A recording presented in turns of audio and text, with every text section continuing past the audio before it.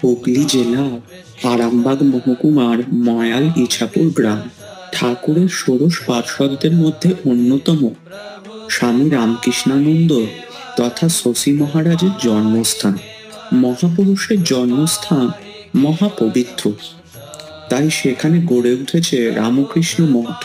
অপূর্ব সুন্দর মন্দিরের নির্মাণ শৈলী ভক্ত হৃদয় মোহিত করে তোলে।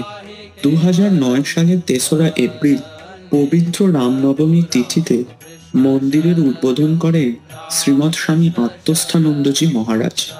মন্দিরের গর্ভগৃহে ঠাকুর, মা, স্বামীজি এবং শশী মহারাজের পটচিত্র রয়েছে, যা নিয়মিত পূজিত হয়।